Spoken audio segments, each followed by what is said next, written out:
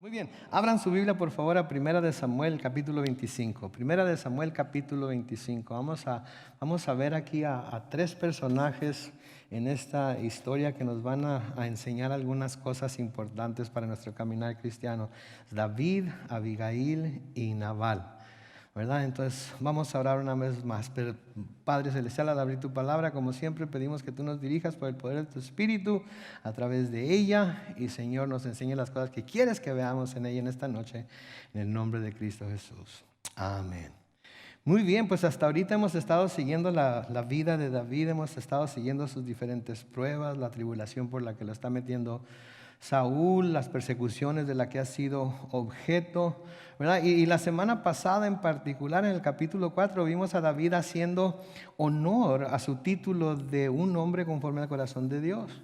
Porque pudimos ver cómo trató él, David, aquel que consideraba a David su enemigo y que sin ninguna provocación y ninguna razón en realidad que pudiera ver, que yo haya visto hasta ahorita en lo que he leído en Primera de Samuel, lo estaba tratando de matar, lo estaba tratando de destruir, ¿sí? De hecho, Saúl había considerado a David su enemigo, pero David nunca se había considerado enemigo de Saúl y nunca había considerado a Saúl su enemigo a pesar de todo lo que le estaba haciendo. Hoy en el capítulo 19, perdón, en el capítulo 25, vamos a ver a David enfrentando una situación que en realidad es una situación que en otras ocasiones yo creo que a David no le hubiera hecho absolutamente nada y no hubiera hecho o no hubiera reaccionado como vamos a ver que reaccionó, pero vamos a ver a David reaccionando a esta situación más bien como Saúl lo hubiera hecho que como esperaríamos nosotros que David lo hiciera. Todos conocemos gente, conocemos su carácter, los hemos visto cómo se comportan, hemos visto cómo se comportan en el trabajo, en la escuela, con su familia, etc. Y cuando conocemos a alguien de esa forma, y lo hemos visto en diferentes situaciones, cuando llega a alguna situación en su vida, esperamos que la persona reaccione de cierta forma por lo que conocemos de ella, ¿cierto? Esperamos que reaccione de la misma forma que ha reaccionado antes a algo similar, ¿sí? Pero una de las cosas que vamos a ver y una de las cosas que me encanta de la Biblia, y se los he dicho muchas veces antes, es que la Biblia no trata de hacer a sus héroes perfectos. No trata de cubrirle los defectos a sus héroes. No trata de presentar nada más el lado bueno y no el lado malo. Nos los presenta con todo y sus debilidades, nos los presenta con todas y sus imperfecciones. Y como vamos a ver aquí hoy, este es el caso de David, que aun cuando hasta ahorita hemos estado viendo su comportamiento y cómo ha sido algo muy aceptable y cómo hasta a veces nos ha hecho sentirnos mal a nosotros porque sabemos que nosotros en su situación quizás no responderíamos a la situación como él lo hace. Hoy vamos a ver que es un hombre que es como cualquier otro hombre, es como cualquier otra persona que tiene pues un lado flaco, tiene debilidades y tiene también defectos, ¿verdad? Porque no es un hombre perfecto, ¿sí? Y entonces la Biblia nos presenta y aún a sus héroes con todas sus debilidades, con todas sus imperfecciones. Y vamos a ver hoy que este es el caso de David. Esto es lo que vamos a ver hoy. Noten ahí en el versículo 1 del capítulo 25 de Primera de Samuel. Samuel murió. Y todo el pueblo de Israel se reunió para llorar su muerte. Y lo sepultaron en su casa, en Ramá. Y después David se fue al desierto de Parán. Ahora aquí se nos habla acerca de que Samuel murió. Sin embargo, vamos cuando sigamos en nuestro estudio de este libro y del segundo libro de Samuel, vamos a ver que va a haber más historias y historias algunas muy extrañas que tienen que ver con Samuel también. Entonces, por ahorita nada más lo único que se nos está diciendo es que murió. Llegó la hora de que muriera y murió y fue sepultado en su casa en Ramá. En el versículo 12 nos dice, en Maón vivía un hombre muy rico. Yo subrayé en mi Biblia las palabras muy rico, ¿sí? Porque si se está diciendo que era muy rico, quiere decir que tenía medios, tenía dinero, tenía habilidad para ayudar cuando alguien se presentaba con alguna necesidad.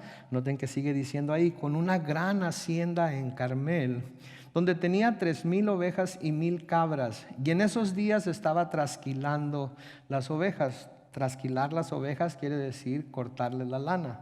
Sí, llega el momento en el que las ovejas tienen muchísima lana. No sé si han visto ovejas. Yo viví en el Valle Imperial y ahí se ven mucho las ovejas cuando están pastando entre los campos de alfalfa y llegan a tener muchísima lana. La lana crece y por eso se miran así tan esponjositas, porque la lana crece y crece y crece y crece. Y cada cierto tiempo los pastores tienen que trasquilarlas, tienen que cortarles esa lana. De esa lana se hace la lana que nosotros usamos para las diferentes prendas de ropa y cobijas, etcétera, etcétera, que usamos. Entonces, estaban en el tiempo en el cual los pastores estaban trasquilando las ovejas. Y este sería un tiempo de celebración, sería un tiempo de fiesta en donde se celebraba la abundancia que se estaba recibiendo de las ovejas, del ganado que los pastores tenían. Así que iba a ser un tiempo en el que Nabal tendría bastantes ganancias de las cuales disponer. Aparte, ya que se nos ha dicho que ya es muy rico y tenía una hacienda, está en un tiempo de prosperidad, está en un tiempo en los que le está llegando más ingreso y está pudiendo calcular que el año va a ser bueno quizás. Durante estos tiempos los trabajadores eran muy bendecidos por sus patrones. Normalmente los patrones se mostraban generosos con ellos. Curiosamente estamos ahorita en el tiempo de Navidad y en México que se acostumbra que los patrones les den a sus empleados el aguinaldo, ¿verdad? Le dan el aguinaldo. Le dan, aquí en Estados Unidos a veces dan Christmas bonuses y luego es el tiempo de los taxis, ¿verdad? Todo el mundo estamos esperando nuestra W2 ¿W2 es? Sí, para llevarla con los que tienen contador con su contador, los que van ahí a H&R Block, pues a H&R Block y hacer su declaración de impuestos para ver cuánto dinero nos van a devolver, ¿verdad? Y le pedimos a Dios que nos lo devuelvan antes de que llegue Navidad, porque ya lo andamos gastando antes de tenerlo, ¿verdad? Pero entonces esa es la clase de situación que es la que se encontraba. Noten en el versículo 3, se llamaba Nabal, este hombre muy rico, se llamaba Nabal y su esposa se llamaba Abigail. Ahí tenemos a los dos primeros personajes de esta historia. Noten lo que dice, ella era una mujer hermosa e inteligente. La Biblia Reina Valera contemporánea dice que era hermosa e inteligente. Qué buena combinación para una mujer, ¿verdad? Hermosura física, hermosura en cuanto a su aspecto, belleza, pero también inteligencia. Yo le doy gracias a Dios por mi esposa, porque eso fue exactamente lo que me dio en ella. Una mujer hermosa y una mujer muy, muy, muy inteligente. Y creo que todos nosotros como esposos, ¿verdad? Cuando vemos a nuestra esposa debemos ver la hermosura con la que Dios la ha creado y la inteligencia que le ha dado. Y la inteligencia la podemos comprobar porque están con nosotros y cuántas veces no nos han dejado meternos en cosas que si ellas no hubieran estado ahí nos hubiéramos metido y nos hubiéramos arrepentido 1,000,000 de veces por haberlo hecho. Pero ella dijo no y se aferró y nos enojamos y todo, pero ahí estaba al pie del cañón y no hicimos lo que estábamos pensando hacer y todo salió bien. Y luego, gracias Señor, porque me has dado una mujer tan hermosa y tan inteligente. Pero, noten lo que sigue diciendo la segunda parte del versículo 3, Nabal, que era descendiente de Caleb, era duro y malvado. O sea que eran como la bella y la bestia, ¿verdad? Eran como la bella, era bella, era hermosa, era inteligente. Él era duro, quiere decir que era como grosero, era malvado, era de esos hombres gritones que nada más sus chicharrones truenan en la casa, sí, que todo el mundo se tiene que someter a él o si no arde Troya. ¿Algunas personas conocen hombres como esos en casa? ¿No? Ok, está bien, muy bien. Después me dicen, después se arrepienten por haber mentido, ok. Pero este era el caso aquí en la casa esta, no era duro y malvado. Sí, como les digo, era el caso de la bella y la bestia, pero en esta historia la bestia se quedó bestia, la bestia no se convirtió en príncipe después de todo. Nabal, es interesante el nombre, porque Nabal quiere decir insensato, quiere decir perverso, quiere decir fatuo, de nuevo insensato, loco, necio, perverso, ruin, villano. Y vamos a ver que él le hacía honor a su nombre, ¿sí? Abigail, por el otro lado, quiere decir gozo del Padre. O sea que cuando nació ella fue el gozo de su padre, ¿verdad? Y todos los varones que tenemos hijas, que tenemos niñas, ¿verdad? Sabemos el gozo que sentimos cuando nació la bebé, ¿verdad? Mi hija es la segunda de dos hijos con mi esposa y cuando nació mi hija, ay, qué bárbaro. Que haya nacido mi hijo fue algo grandioso, pero cuando nació mi hija y la miré, tan hermosa, tan bonita, tan inocente. Sí, me acordé de mí cuando estaba chiquito, ¿verdad? Y le empecé a rogar a Dios desde ese momento que así me la mantuviera, ¿verdad? Chiquita, hermosa, inocente. Am, ya va a cumplir 21 años el año que entra y sigue, no tan chiquita, pero sí muy hermosa. E inocente dentro de lo que cabe, porque vivimos en una era en la que la inocencia a veces es muy amenazada por todos los medios que tenemos y por todas las cosas que se presentan, pero dentro de lo que cabe bastante inocente también. Ah, los varones son nuestro orgullo, ¿verdad? Son los que van a seguir, los que van a mantener el nombre, el apellido vivo, ¿verdad? Pero las niñas son el gozo de los papás.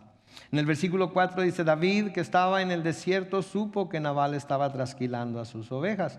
Así que envió a 10 de sus criados a visitar a Nabal. Les dijo: vayan a Carmel y saluden de mi parte a Nabal.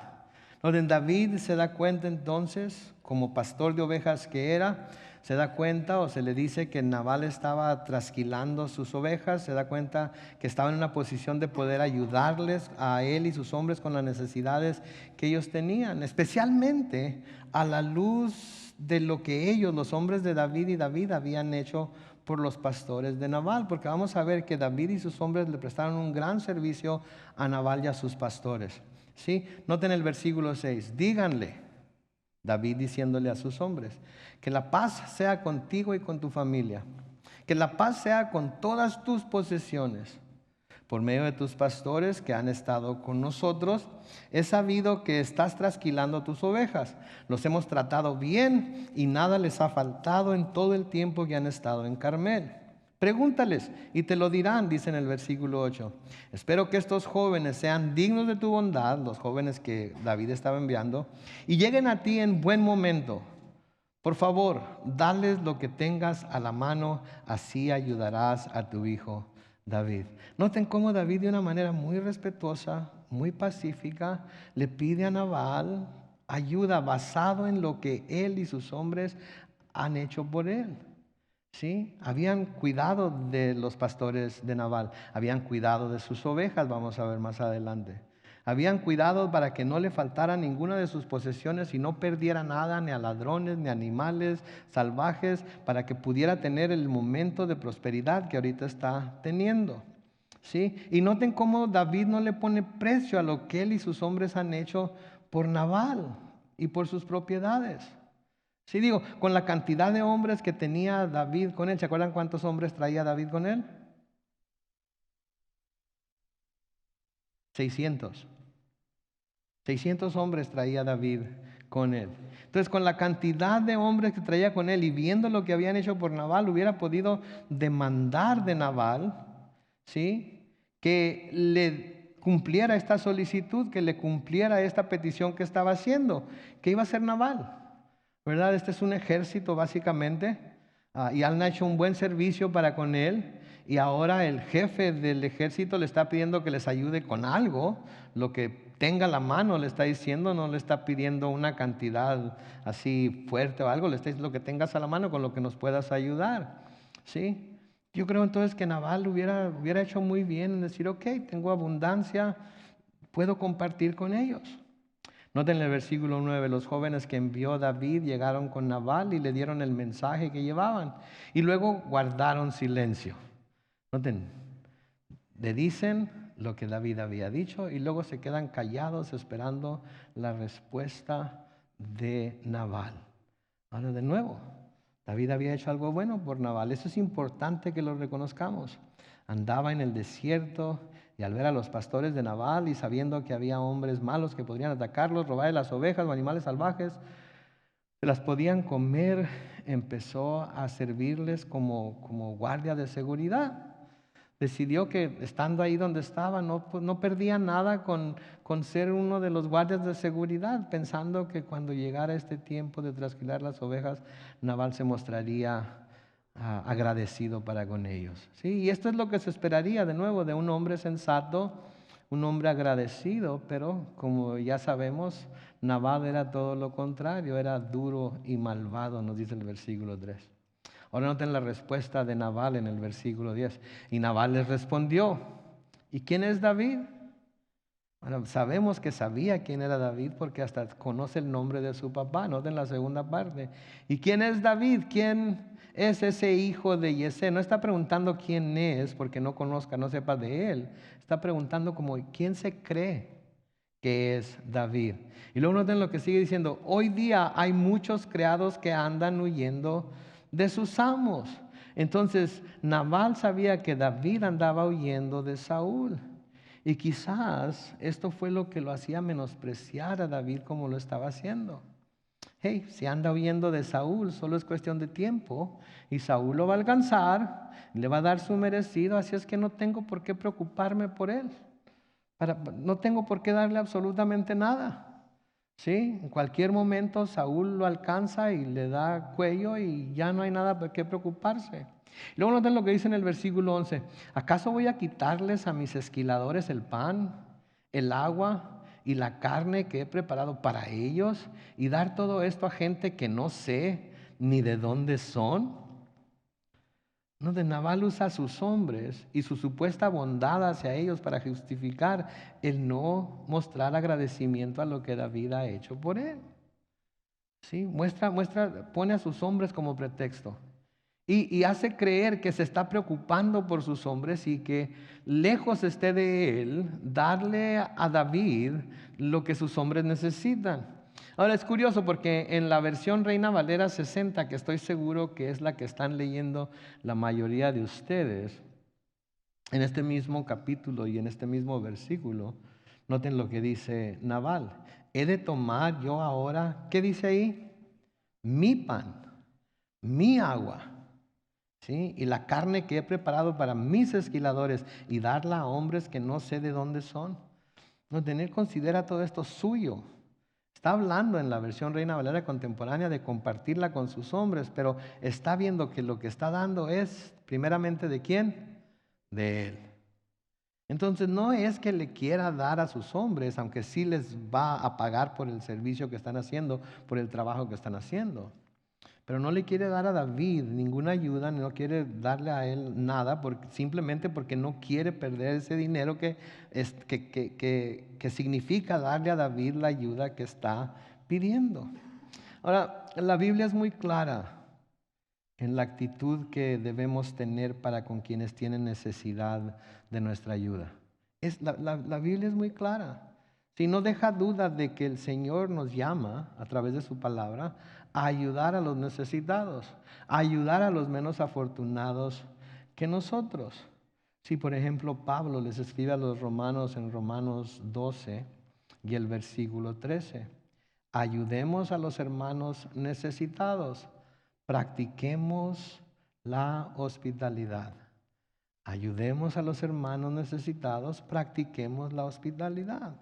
Si el Señor está poniendo delante de nosotros a un hermano necesitado y está en nuestra habilidad ayudarle a ese hermano, entonces debemos hacer todo lo posible de acuerdo a nuestras posibilidades, ayudarle. Y si está en nuestras manos ayudarle, debemos hacerlo. Debemos entonces de practicar la hospitalidad los unos con los otros. Y a veces tenemos la hospitalidad simplemente como recibir a alguien en nuestra casa, ¿verdad? Pero hospitalidad abarca todo lo que es suplir necesidades de personas que están necesitadas. En el libro de Hebreos, el escritor a los Hebreos escribe en Hebreos 13 y el versículo 2. Y no se olviden de practicar la hospitalidad, pues gracias a ella algunos sin saberlo hospedaron ángeles. En Hebreos 13:2. No se olviden de practicar la hospitalidad, pues gracias a ella algunos sin saberlo hospedaron ángeles. Sí, ¿qué quiere decir? Que hubo gente que llegó a pedir hospitalidad, a pedir albergue, a pedir de comer, que no era gente común y corriente, eran ángeles. ¿Se acuerdan de Abraham? Cuando fueron aquellos hombres a avisarle lo que iba a hacer con Sodoma y Gomorra, el Señor. ¿Se acuerdan cómo Él abrió su tienda y les dio de comer y les preparó algo especial, etcétera, etcétera? Sin saberlo, estaba hospedando ángeles. ¿Cómo sabemos que esa persona que nos está pidiendo para un taco? ¿Cómo sabemos que esa persona que está fuera del McDonald's o del Carl's Jr.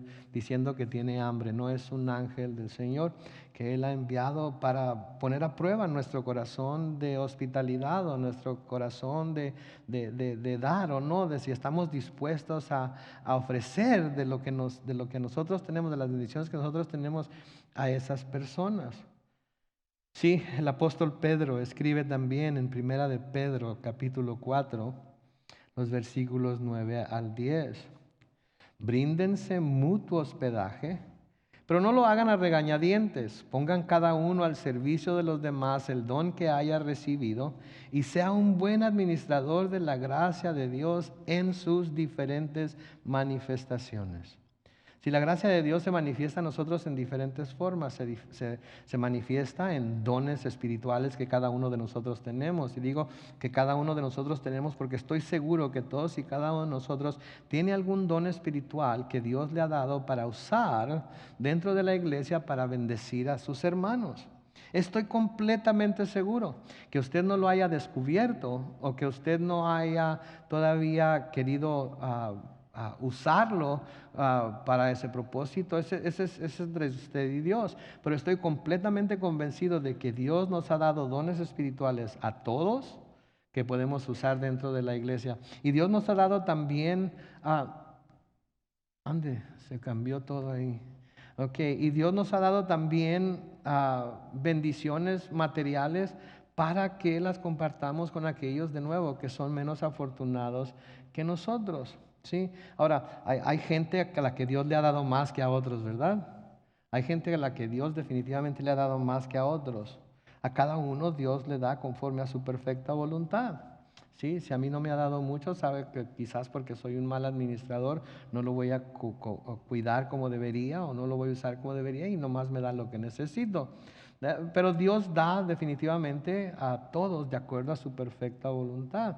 Pero la Biblia también es muy clara en cuanto a la actitud que su pueblo debemos tener hacia el dinero, especialmente si hemos sido bendecidos por Dios en el área de las finanzas. Sí, porque si hemos sido bendecidos con Dios en el área de las finanzas, no es para que lo obtengamos todo para nosotros y lo gastemos en nosotros mismos y no hagamos ninguna buena obra con ello. No, es para que también lo distribuyamos entre aquellos que Dios nos envía, que tienen necesidad de nuestra ayuda. A Timoteo le escribe Pablo en Primera de Timoteo capítulo 6, los versículos 17 y 19. A los ricos de este siglo, mándales que no sean altivos, ni pongan su esperanza en las riquezas, las cuales son inciertas, sino en el Dios vivo, que nos da todas las cosas en abundancia para que las disfrutemos. Mándales que hagan el bien y que sean ricos en buenas obras, dadivosos y generosos, que atesoren para sí mismos un buen fundamento para el futuro, que se aferren a la vida eterna. Sí, ahora, a veces nosotros no nos consideramos ricos, ¿verdad? No nos consideramos ricos porque pensamos, comparado con otras personas, pues no tenemos tanto como ellos. Pero si nos comparáramos con gente de otros países, con gente que en realidad no tiene absolutamente nada, que está viviendo en la calle, que anda buscando qué comer en los basureros, que vive detrás de restaurantes buscando qué comer entre los escombros de la comida que tiran, nos damos cuenta de lo bendecido que somos. ¿Sí? Y hay comida muy barata en diferentes lugares, ¿sí? Que pudiéramos nosotros comprar y regalar. ¿sí? Hubo un tiempo en el que y me acuerdo que iba a un grupo de hogar yo y lo que hacíamos era los sábados en la mañana nos levantábamos, hacíamos sándwiches de bolonia o de jamón, los poníamos en una bolsa de papel con una manzana, una naranja y una soda y nos íbamos por todo Chula Vista a buscar gente que estaba homeless y simplemente la regalábamos. ¿Verdad? Miré el otro día a alguien que puso en Facebook que en este tiempo de frío, si tenemos chamarras, sacos, cobijas, etcétera, que ya no usamos, los traigamos en la cajuela del carro y cuando veamos a alguien que está homeless, que vemos que tiene frío, se lo regalemos. A veces salimos del freeway y vemos a alguien ahí parado que necesita algo de comer. ¿Por qué no traer una bolsa de manzanas y cuando vemos gente como esa, darle un par de manzanas? Hay tantas formas que pudiéramos compartir lo mucho que Dios nos ha dado a nosotros para ayudar a la gente. Sí, se nos presentan oportunidades de ayudar a orfanatos, se nos presentan oportunidades de ayudar a Ejército de Salvación, se nos presentan oportunidades para ayudar a muchísimas organizaciones, especialmente en estas fechas, con las bendiciones que Dios nos ha dado a nosotros. Sí, entonces debemos aprovechar esas oportunidades que Dios nos da. No está poniendo estas necesidades delante de nosotros para que digamos, oh, ok, ¿verdad? Ok, que te vaya bien, que Dios te bendiga, etc. Si las tenemos delante de nosotros es porque Dios está esperando, creo yo, que nosotros hagamos algo. Entonces aquí Labán, aun cuando tiene abundancia, aun cuando tiene de más en este tiempo, muestra desprecio por David. Sí, aun cuando David le había hecho un gran bien, muestra desprecio por él. Y además le estaba faltando al respeto porque sin saberlo estaba insultando a quién, al futuro rey de Israel. ¿Verdad? Ni siquiera se daba cuenta de lo que estaba haciendo. Sí, de nuevo, confiando en que al final de cuentas Saúl lo iba a encontrar, iba a terminar con él y se iba a deshacer de él y no tendría nada de qué preocuparse. Ok, entonces Nabal les da la respuesta a estos hombres. ¿Y qué hacen estos hombres? Van y le comunican a David lo que sucedió. Noten el versículo 12. Los jóvenes volvieron y le dijeron a David lo que Nabal había dicho. Sí, sabiendo lo que sabemos ahora hasta ahora acerca de David. Sí, cuando estos jóvenes llegaron y le dijeron, ¿sabes qué, jefe? Este Nabal no es nada de buena gente. Nos mandó a freír espárragos. Es más, dijo que quién te creías tú que eras, hijo de Yesé, que andas huyendo de la mano de tu señor, el rey. No, que habló de ti como, qué bárbaro. Sabiendo lo que sabemos hasta ahora acerca de cómo es David, ¿cómo esperaríamos nosotros que reaccionara a la respuesta de Nabal a su petición? Alguien que ha estado con nosotros y ha escuchado cómo es David, ¿cómo esperarían que respondiera David? ¿Nadie tiene una opinión? ¿Qué les parece esto? Vienen y sus hombres le dicen a David, esto es lo que dijo Nabal. Y David dice, estoy hablando por David, ¿ok? No fue lo que David dijo, no lo dice la Biblia, pero es lo que yo esperaría que un hombre del carácter de David hiciera. ¡Wow! ¿Serio eso les dijo? Pensé que con todo lo que hicimos por él no hubiera tenido ningún problema con compartir con nosotros de su buena fortuna y su abundancia. Por eso los envié a pedirlo. Pero ¿saben qué? Déjenlo. Que Dios lo juzgue. Yo no lo voy a juzgar, yo no voy a tomar medidas en el asunto. ¿Saben qué? Vámonos. Déjenlo en paz. Ya Dios proveerá de alguna otra manera o de la mano de alguien más. Digo, viendo lo que hemos visto de David, eso es lo que yo esperaría que David hiciera, ¿no es cierto? Tuvo a su enemigo ahí a su alcance para matarlo, ¿se acuerdan la semana que entra? ¿Y qué hizo? Lo dejó ir. Sí, y cuando Saúl salió de la cueva le dijo, ¿sabes qué? Que Dios juzgue entre tú y yo no voy a hacer nada contra ti. Entonces yo esperaría que David de esa forma reaccionara. ¿Sí? Y yo creo que ustedes también esperarían de David alguna reacción de esa clase. Sí, porque sabemos lo que es bueno. Sabemos cuál es una buena manera de responder a los insultos de Nabal, a la falta de gracia de Nabal para con David. Y sabemos lo que, bueno, iba a decir, sabemos cómo responderíamos nosotros, pero quién sabe cómo responderíamos nosotros también, ¿verdad? Pero sabemos lo que es bueno y sabemos lo que es malo. Y sabemos lo que esperamos de alguien como David que reaccione. Porque así somos. Sabemos lo que es bueno, sabemos cómo se debe reaccionar, pero a menudo es nada más conocimiento que tenemos en la cabeza. Pero cuando estamos en la situación, nos dejamos llevar por nuestras emociones y reaccionamos de una manera completamente diferente.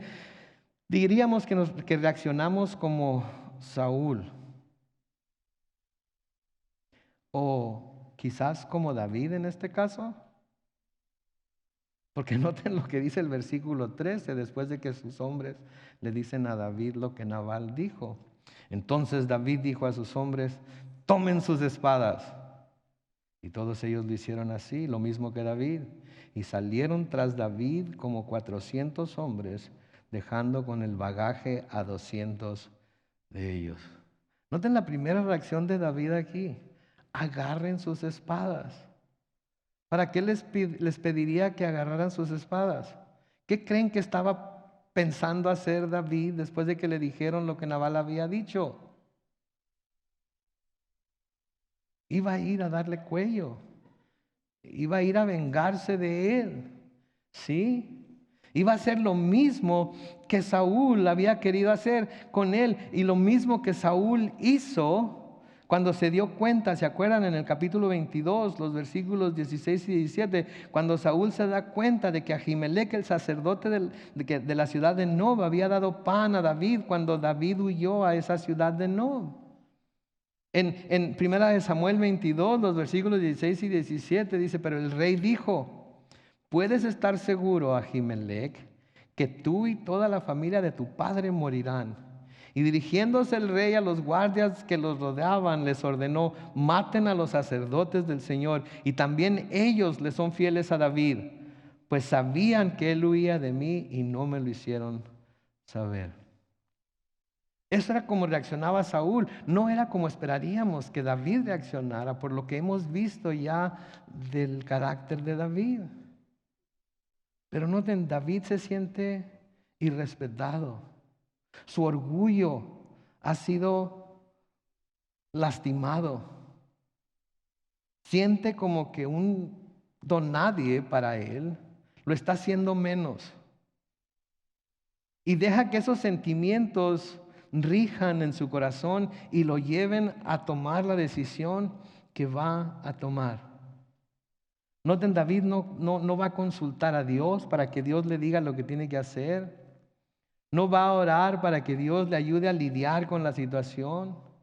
De nuevo, se deja llevar por sus sentimientos y su ira y reacciona, no como el hombre conforme al corazón de Dios que hemos estado conociendo, sino como un hombre que va a hacer lo que él cree que debe hacer sin importarle lo que la palabra de Dios dice. ¿Se dan cuenta ustedes? Este es David, el rey David, un hombre conforme al corazón de Dios. Y él sabía lo que la palabra de Dios decía. Y él sabía lo que la palabra de Dios decía. En Levítico capítulo 19, no sé si ya lograron volver parece ser que sí, pero en Levítico capítulo 19 y el versículo 18, noten lo que el Señor les encarga a los israelitas cuando les está dando la ley. No te vengues ni guardes rencor contra los hijos de tu pueblo, o sea, contra ningún judío. David era judío, Nabal era judío, no debía de vengarse de él ni guardar rencor contra él. Ama a tu prójimo como a ti mismo. Yo soy el Señor. Eso es lo que la palabra de Dios dice. Y es lo que David hubiera sabido que la palabra de Dios dice, porque ya tenían hasta entonces la parte de la ley que Dios le había dado a los judíos. En el libro de Proverbios se nos dice lo siguiente en Proverbios capítulo 20 y el versículo 22.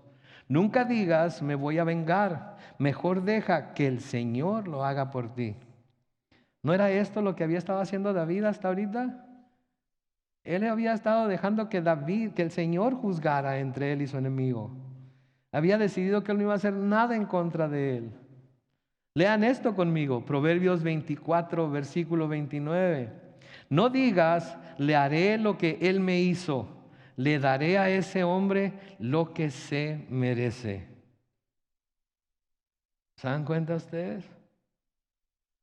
¿Cuántas veces decimos, pero cuando te llegue a agarrar lo que tú me hiciste y 100 veces más? Pero cuando estés mal parqueado, verás. Ahora, noten lo que dice aquí, ¿sí? No digas, le haré lo que él me hizo, le daré a ese hombre lo que se merece. Porque quizás la persona se lo merezca. Quizás la persona se lo merezca. ¿Escucharon eso? Sin embargo, somos llamados a no vengarnos de ellos, a no buscar hacerles a ellos lo que ellos nos hicieron a nosotros. En el Nuevo Testamento, Pablo les escribe a los romanos en Romanos 12 y el versículo 17. No paguemos a nadie mal por mal. Procuremos hacer lo bueno a los ojos de todo el mundo. No paguemos a nadie mal por mal. Vamos a hacer lo bueno ante los ojos de todo el mundo. Pedro lo dice de esta manera en Primera de Pedro capítulo 3 y el versículo 9. No devuelvan mal por mal, ni maldición por maldición. Al contrario, bendigan, pues ustedes fueron llamados para recibir bendición. ¿Saben qué es lo que recibimos cuando bendecimos en lugar de maldecir? Recibimos bendición nosotros también. David había estado recibiendo bendición de parte de Dios. ¿Por qué? Porque no estaba dispuesto a maldecir a su enemigo, porque no estaba dispuesto a obrar contra su enemigo como sus hombres le habían dicho. ¿Sí? Ahora, ¿qué nos dice este comportamiento de parte de David hacia la actitud de Labán? Cuando lo vemos y les dice, agarren sus espadas y vámonos, vamos a darles con todo. Más adelante va a jurar que ningún hombre va a quedar vivo en la casa de Nabal. Más adelante va a decir, todo varón en la casa de Nabal va a morir hoy. ¿Qué nos dice este comportamiento de parte de David, el hombre de acuerdo al corazón de Dios, hacia la actitud de Labán? De nuevo, aquí tenemos a un hombre conforme al corazón de Dios, que hemos visto enfrentar situaciones mucho más serias que esta, de una manera muy diferente, muy cabal, muy dueño de sus acciones, muy dueño de sus sentimientos, dominándose a sí mismo para no hacer lo que su naturaleza le podría llamar a hacer. ¿Sí? Y aquí está obrando de una manera muy diferente, reaccionando con un corazón lleno de ira y de venganza. ¿Qué nos dice esto a nosotros? ¿Saben qué nos dice? Que debemos tener mucho cuidado. Porque si este hombre David, un hombre conforme al corazón de Dios, pudo caer en ese error, ¿saben qué quiere decir? Que nosotros también podemos caer en ese error. Aunque seamos salvos, aunque seamos cristianos, ¿sí? Aunque seamos, entre comillas, buenos cristianos, que no sé si haya, pero vamos a decir que lo somos. Que conocemos la Biblia, conocemos la palabra, sabemos lo que la palabra de Dios dice, sabemos lo que nos llama a hacer. Si David pudo caer de esta manera y equivocarse de esta manera, nosotros también podemos hacerlo. ¿Sí? Pablo les escribe a los romanos en Romanos 12, los versículos 1 al 3, noten, así que, hermanos, yo les ruego por las misericordias de Dios que se presenten ustedes mismos como un sacrificio vivo, santo y agradable a Dios. Así es como se debe adorar a Dios. No adopten las costumbres de este mundo, sino transfórmense por medio de la renovación de su mente para que comprueben cuál es la voluntad de Dios, lo que es bueno, agradable y perfecto. Noten el versículo 3. por la gracia que me es dada, digo a cada uno de ustedes que no tenga más alto concepto de sí que el que debe tener, sino que piense de sí con sensatez, según la medida de fe que Dios repartió a cada uno. No tengan más alto concepto de sí del que deben de tener. No digan, yo ya la hice, yo ya la logré, yo ya no puedo caer en ese tipo de pecado porque ya tengo mucho tiempo caminando con el Señor. Conozco la Biblia al revés y al derecho, tengo todos los versículos memorizados, me sé todos los cantos, voy a la iglesia los domingos y los martes y hasta los miércoles cuando hay servicio y voy nunca caería yo en un pecado como ese, nunca cometería un error como ese. Mi mamá me decía, Carlos Manuel, nunca digas de esa agua, no beberé. Porque todos estamos propensos a caer en el mismo pecado. Noten lo que dice Pablo a los Gálatas en Gálatas 6:1. Gálatas 6:1 y hasta el 3. Hermanos, si alguno es sorprendido en alguna falta, ustedes que son espirituales, restáurenlo con espíritu de mansedumbre. Piensa en ti mismo, no sea que también tú seas tentado. Sobrelleven los unos las cargas de los otros y cumplan así la ley de Cristo, porque el que se cree ser algo y no es nada, a sí mismo se engaña.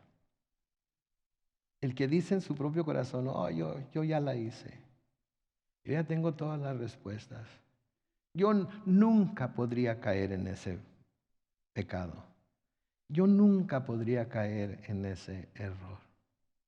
Cuidado, cuidado, cuidado. Porque esa soberbia, ese orgullo, y esa soberbia viene antes de la caída. Sí, antes de la destrucción está esa soberbia. Cuando llegamos al punto de decir yo nunca. ¿Cómo pudo él? ¿Cómo pudo ella? En este caso, ¿cómo puede David reaccionar de esa manera? No es posible. No es posible. No debe ser. Pero todos estamos cortados de la misma tela. Todos somos descendientes de Adán y hemos sido contaminados por el pecado. La única diferencia entre nosotros y los pecadores que están allá afuera es que nosotros hemos creído en Cristo y por el sacrificio de Cristo nuestro pecado ha sido perdonado y nuestro pecado ha sido limpiado y ahora somos criaturas nuevas, pero criaturas nuevas en un cuerpo caído y vendido al pecado. El apóstol Pablo lo dice de esta manera y con esto vamos a terminar aquí hoy, pero lo dice de esta manera en 1 Corintios capítulo 10, los versículos 12 y 13. Noten lo que dice. Así que el que crea estar firme, tenga cuidado de no caer. Noten, el que crea estar firme, tenga cuidado de no caer. Podemos estar firmes. Yo puedo decirles ahorita que yo estoy firme en el Señor. Quizás todos y cada uno de ustedes me puedan decir, yo estoy firme en el Señor esta noche. Mi vida está firme, plantada sobre la roca que es Jesucristo. Yo estoy firme en el Señor. Lo que digo a eso es gloria a Dios. Ahora, hay que tener cuidado para no caer. ¿Por qué? Porque es posible que se caiga. Porque es posible que caigamos. ¿Por qué? Noten en el versículo 13. A ustedes no les ha sobrevenido ninguna tentación que no sea humana. En otras palabras, todas las tentaciones a las que son susceptibles todos los seres humanos, nosotros por ser seres humanos también somos susceptibles a ellas. ¿Sí? Porque todavía estamos en este cuerpo. A ustedes no les ha sobrevenido ninguna tentación que no sea humana, pero noten lo que dice, pero Dios es fiel y no permitirá que ustedes sean sometidos a una prueba más allá de lo que puedan resistir, sino que junto con la prueba les dará la salida para que puedan sobrellevarla. ¿Y saben qué va a suceder en los siguientes versículos que vamos a estudiar la semana que entra? Precisamente eso. Dios le va a dar una salida a David.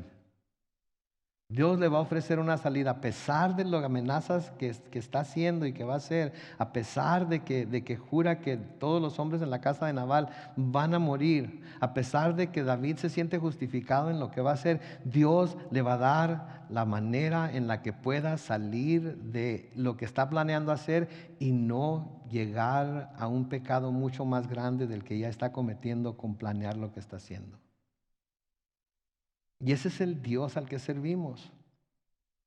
Sí, las tentaciones vienen, es inevitable que las tentaciones no vengan. Es inevitable. Pero juntamente con las tentaciones nos da la forma de salir de ellas. Pero depende de nosotros si tomamos la salida o no. Cada uno de nosotros tiene que tomar esa decisión cuando es presentado con la tentación. Si vamos a huir para no caer en el pecado o vamos a meternos de lleno a él. Como José, ¿se acuerdan de José en la casa de Potifar? Que la esposa de Potifar lo quiso seducir. ¿Se acuerdan lo que hizo José? Salió corriendo y dejó ahí su camisa, su saco, lo que haya sido, pero se fue corriendo. ¿Por qué? Porque no quería pecar contra Dios. Aprendamos entonces la lección de hoy. David es un hombre conforme al corazón de Dios. Pero cuando el orgullo, cuando la soberbia se apodera de su corazón, cuando el sentirse irrespetado es a lo que escucha y con lo que reacciona, les dice a sus hombres, agarren sus espadas. Y no era para nada bueno. Así es que acerquémonos a Dios y Él se va a acercar a nosotros. Vivamos con los ojos bien abiertos. Porque como se nos dice en las Escrituras, Satanás anda como león rugiente buscando a quien devorar. Como se le dijo a Caín, el pecado está a la puerta y se quiere enseñorear de ti, pero tú puedes enseñorearte de él. Porque no hay nadie de nosotros que no pueda caer así como David está por caer aquí. Que de hecho de pensamiento, su corazón ya cayó. ¿Sí? Porque ya en su corazón hay muerte, hay ira, hay venganza. Wow. Tremenda la cosa, ¿no es cierto? Espero que al haberles dicho, y eso es precisamente lo que vamos a ver en los siguientes versículos, eso les haya picado la curiosidad un poco y digan, tengo que leer lo que sigue a ver qué pasa. Y lo lean y lo estudien y vengan la semana que entra y platiquemos acerca de lo que Dios hizo por David para que no cayera de lleno en ese pecado. Amén.